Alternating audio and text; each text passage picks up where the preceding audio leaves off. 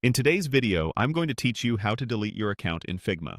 If you're sure you're ready to move on from Figma, I'll guide you through the process clearly and carefully so you know exactly what to expect. Deleting your account is permanent, so before you proceed, consider whether you need any files, prototypes, or community resources you've created. If there's anything you might want later, make sure you've saved a copy somewhere safe or transferred ownership to a collaborator.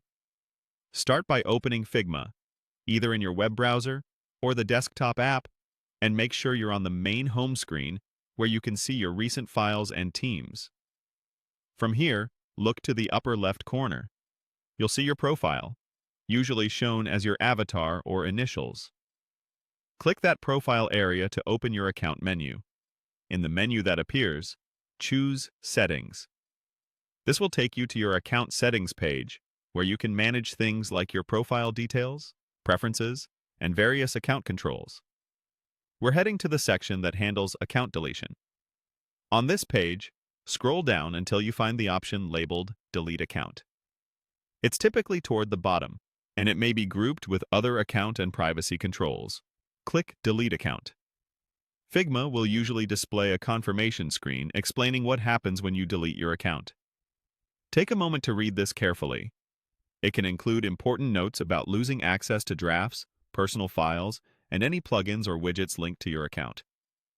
If you own files in shared projects or teams, consider whether those files need to be transferred to someone else beforehand so work isn't interrupted. If you're part of an organization or enterprise workspace, the implications might be different, so it's a good idea to double-check team ownership or ask a workspace admin before proceeding. When you're ready, follow the on-screen prompts to confirm the deletion. You may be asked to verify your identity for security, such as re-entering your password or confirming via a code. Once you confirm, the deletion process will begin, and you'll lose access to the account and its content according to Figma's policy.